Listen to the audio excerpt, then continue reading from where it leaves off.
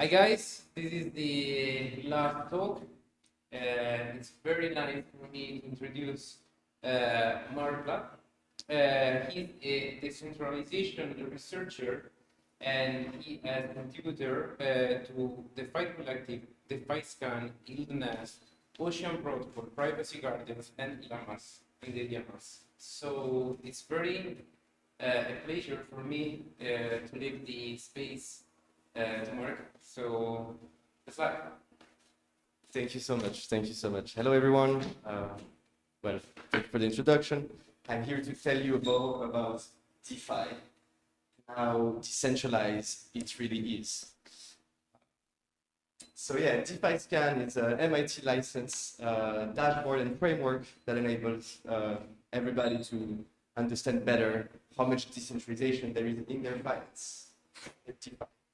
So for me, and I hope for a lot of you, DeFi's core value are about transparency, resilience from states and bad actors, community, which is open and non-exclusive, accessible, no KYC, no need for address, open 24 hours, trustlessness, why trust anyone in the era of cryptography, and this is my take, maybe some don't agree and we can debate, but there is a sense of public utility to DeFi. The problem is we don't really have this. In my opinion and my experience, we see a lot of obfuscation in DeFi in the sense that a lot of devs are making very complex choices in the way we need to allocate capital or the way we design protocols, and they can gain information asymmetry and rug us in some way. So we don't want people to have other protocols where you can just be abused because they're open. We also have a lot of ephemeral apps, we like to call in the collective, which regards applications that are not really durable over time, and that could be breakable pretty fast.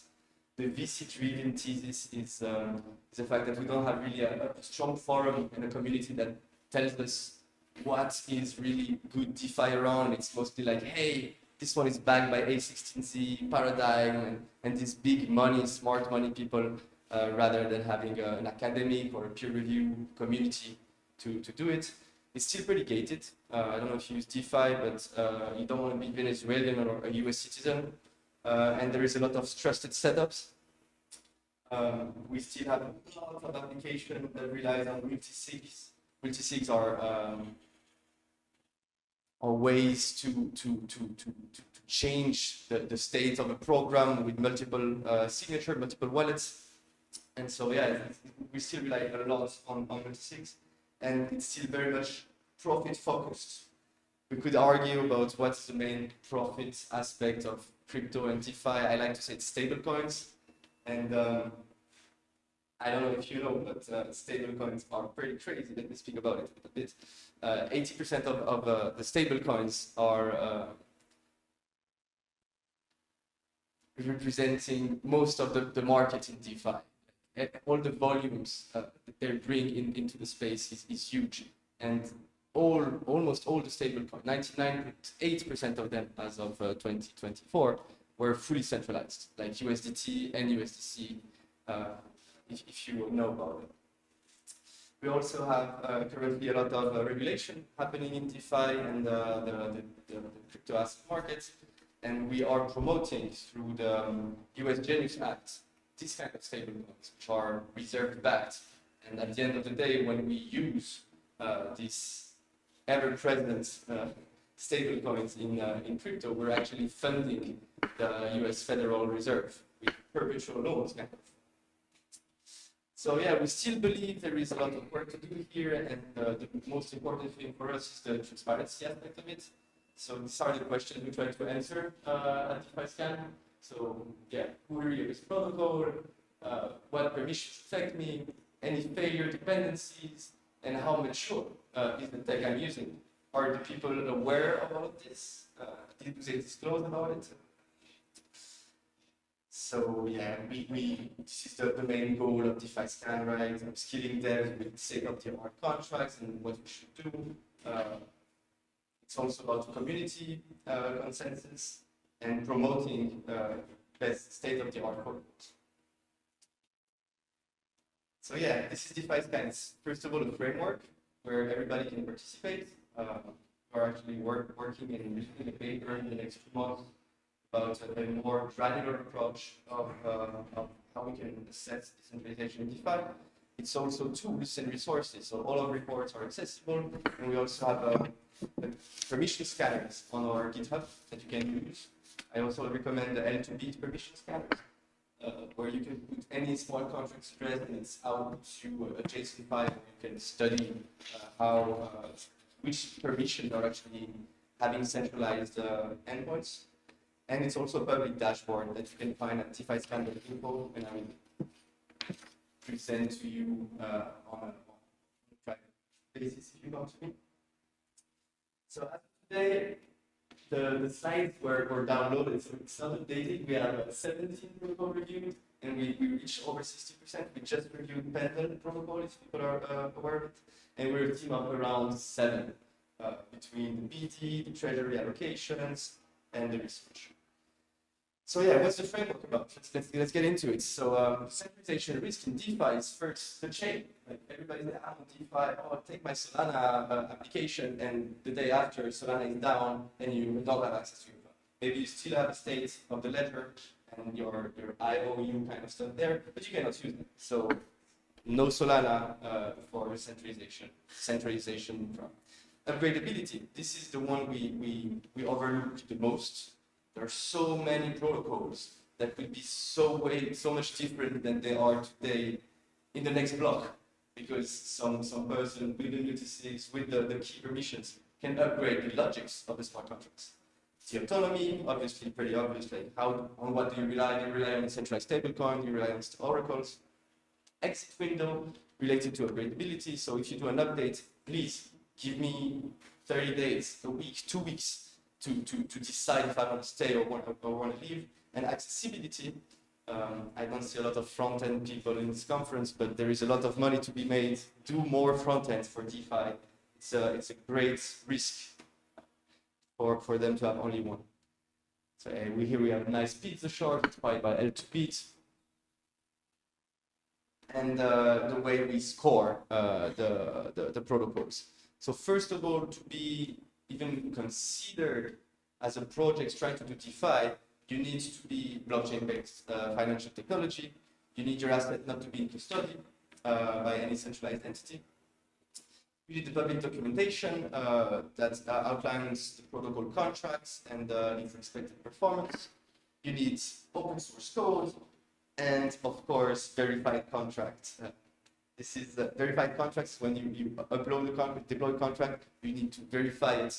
You can do it in many ways, but you should be verifying it on the block explorer to show everyone that if you're using this contract, this is indeed the code operating behind. There are still problems here. Uniswap, notably, don't have verified contracts in a couple of shame. Yeah, so stage 1, pretty good decentralization level on DeFiScan. Stage 1, congratulations.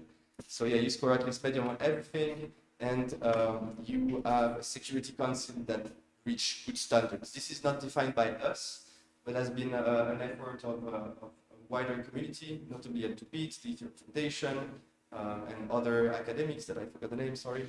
And so any good multi-sig considered decentralized is at least 7 signers with a 51% threshold, obviously, and at least 50% of the signers that are not insider to the team.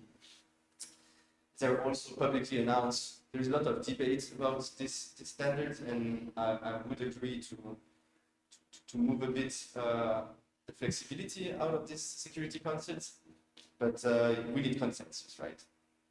Stage 2 means the only failing point of your protocols are the logics of your smart contracts.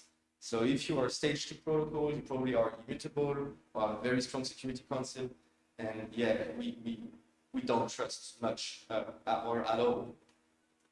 So let's get into it a bit in practice. Liquidity, which is our star at DeFiScan and the collective, is a CDP protocol that enables you to mint stablecoin with liquid staking tokens and ETH.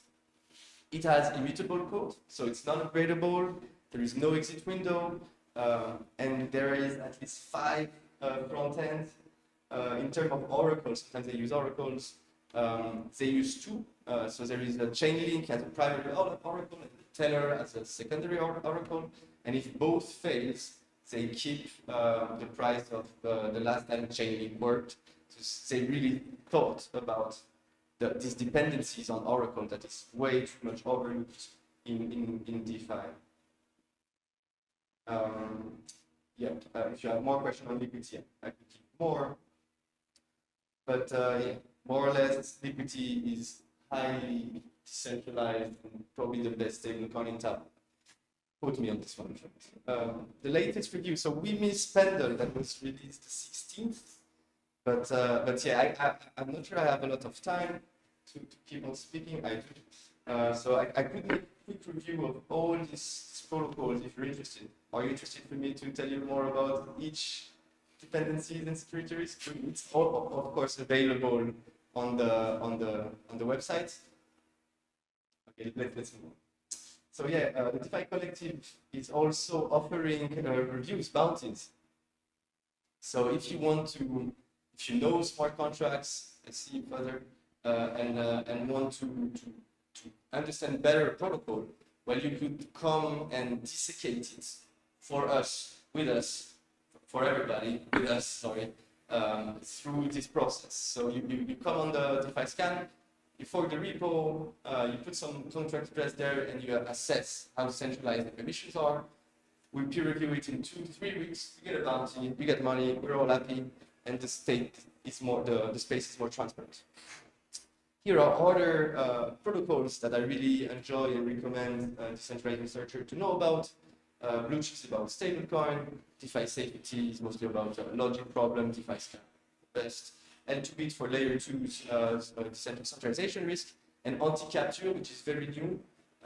Unfortunately, not completely open source. I still don't really know their licensing models, but they work on assessing how decentralized a DAO is. And so token distribution, multi-sig parameterization, super interesting work and much needed work from our friends at Anti-Capture. Please join the Discord if you're interested to scan with us the DeFi to make the space more transparent, and ask me anything right now. Actually, we have time for questions. If you have any questions, be happy to take them. Thank you.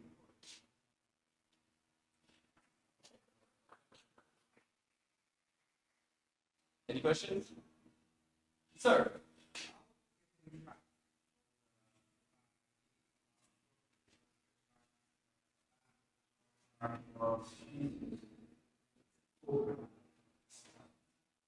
It's very hard to do. It's super hard to do. Like you could. There are tools. You could copy code, copy paste the code of smart contracts, and it's deployed on somewhere else, right? I don't know a front end that does this easily. Like you just put smart contracts in it, and it just checks where else it's deployed, like fork checker, let's say, and you can check for bad deployment, like code that we know got exploited, and you just make a big repository of all this. But at the end of the day, yeah, you need to do your own research too, right? Like I don't know what DeFi protocol you're referring here, but there have been a lot of AAV forks in the past, right? Even though I think it's still under their BSN license right now, and are doing crazy things with the trucks. We'll see what they do there. But yeah, so many forks of AAV deployed on the chains, and you could find the code of AAV on the chains, right? And then you're like, okay, this is AAV, but there is some differences. And so how do you spot them without going through the own code, seeing the differences? It could be a great tool. It could be a great tool like that. So we like our essential values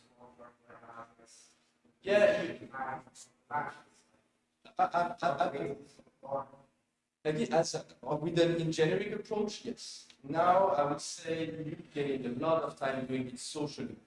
Like if you go on a DeFi project first, is it EVM? Is it on Ethereum chains? If so, who is the team? Because if it's innovative, we probably know it.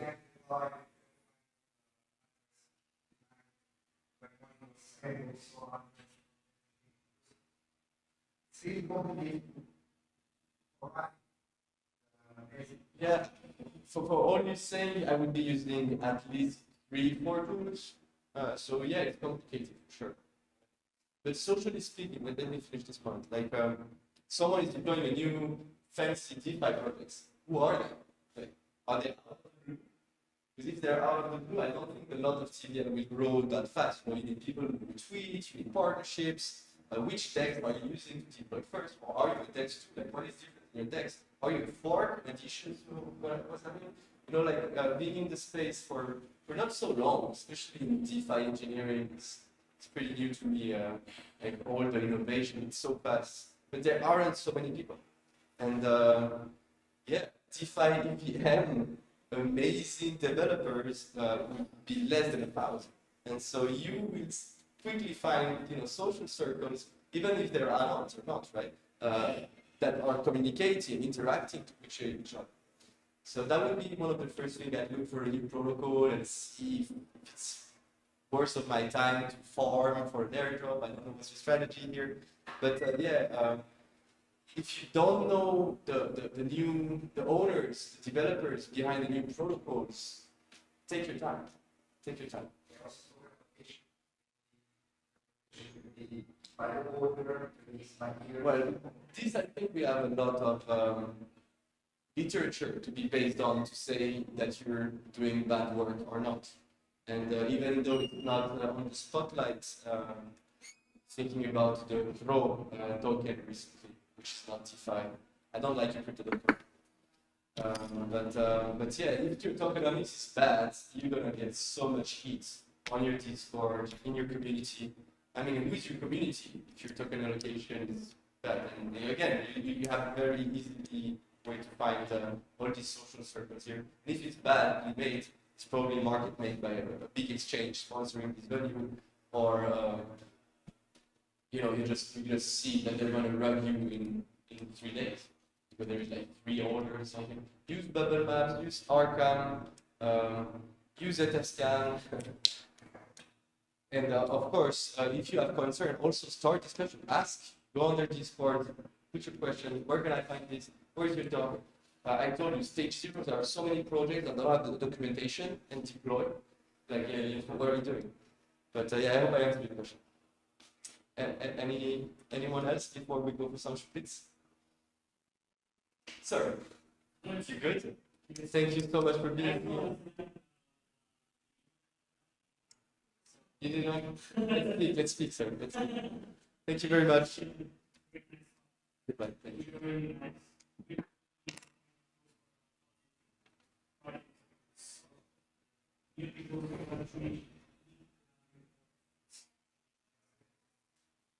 Yes, sir. Yes, sir. Thank you.